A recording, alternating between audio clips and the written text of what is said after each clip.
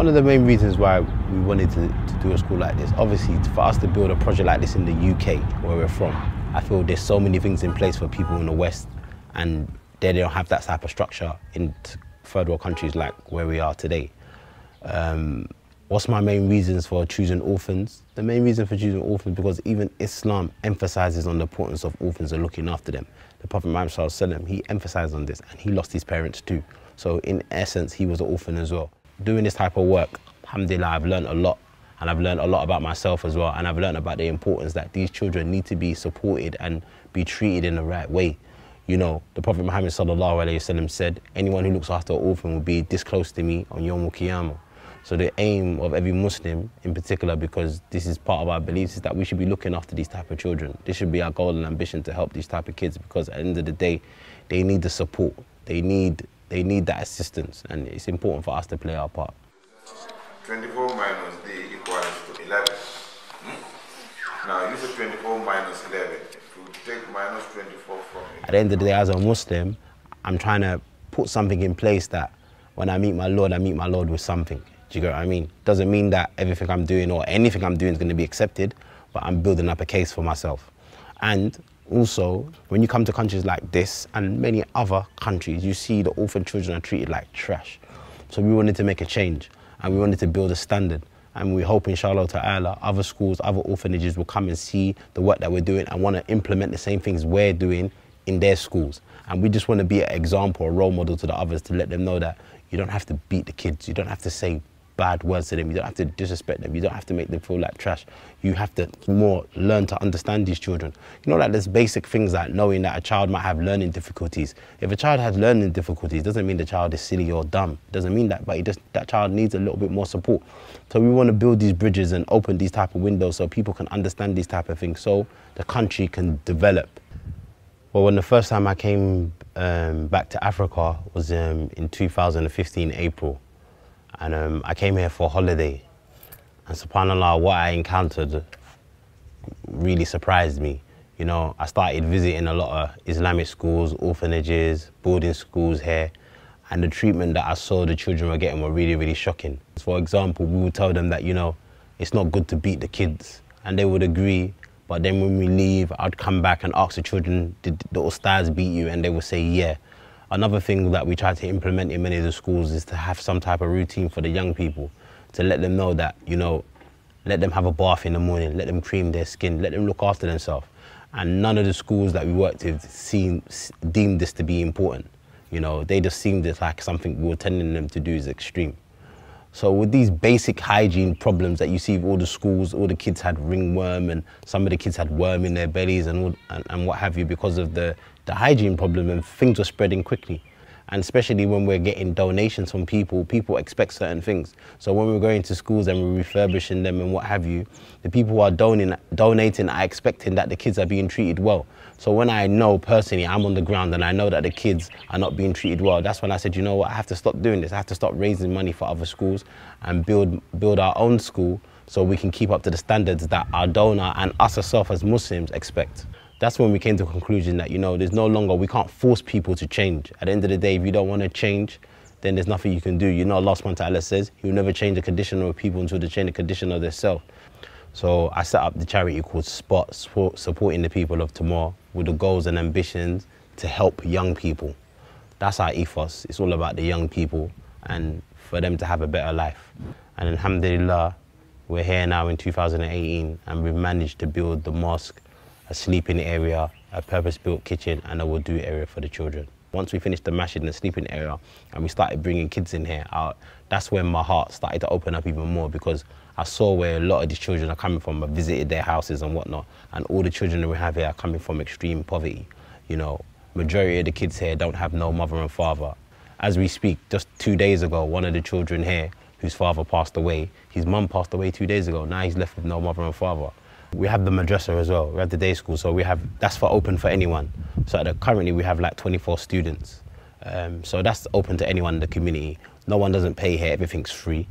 In regards to the boarding school, yeah, we do get a lot of people coming here, but because people are so desperate to get their kids in here, you get a lot of people coming here telling lies. Like we had one particular case whereby a family came here and told us that the child's an orphan, they're looking after the child, and that was the father of the child standing in front of us. We more go and look for the children, or we use our networks to find out about if there's any children with this situation.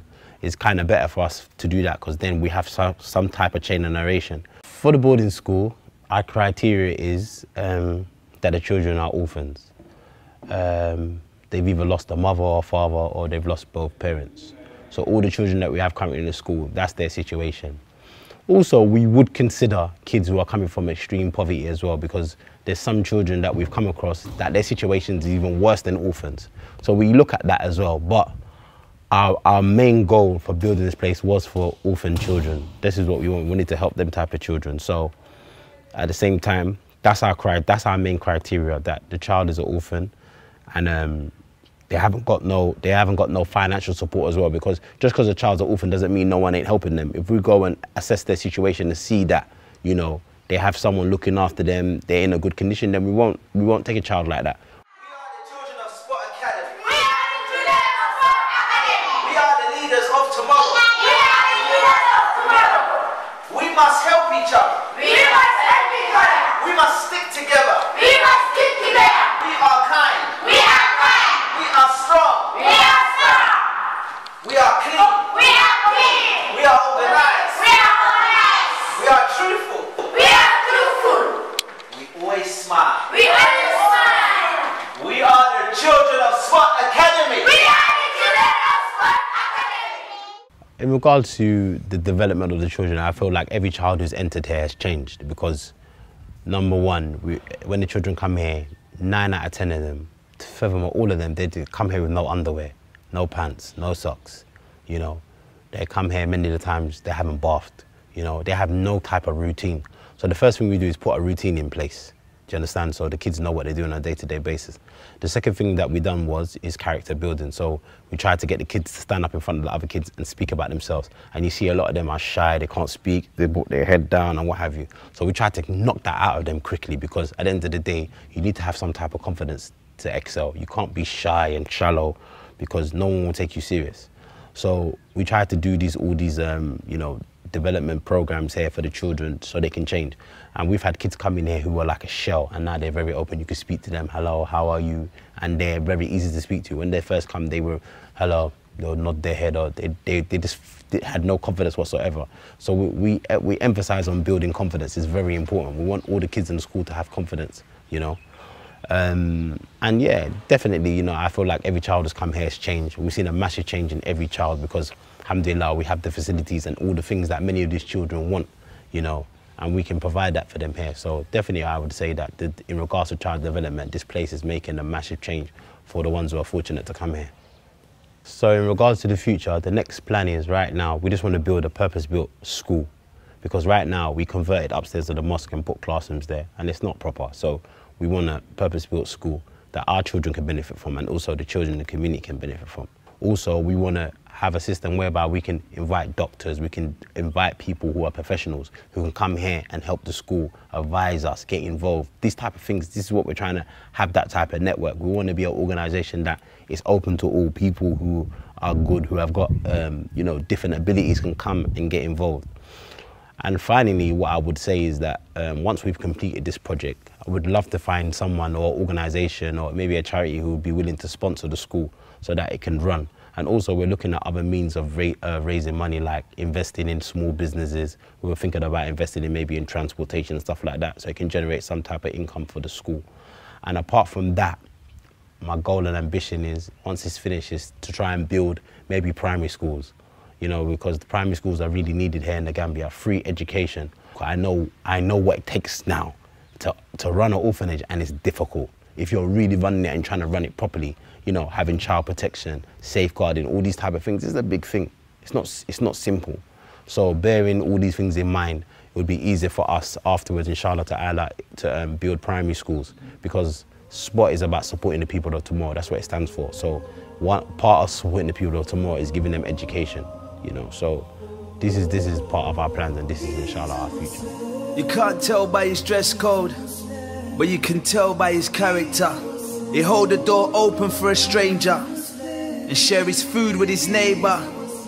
He's got the best of manners, life managed by the best of planners.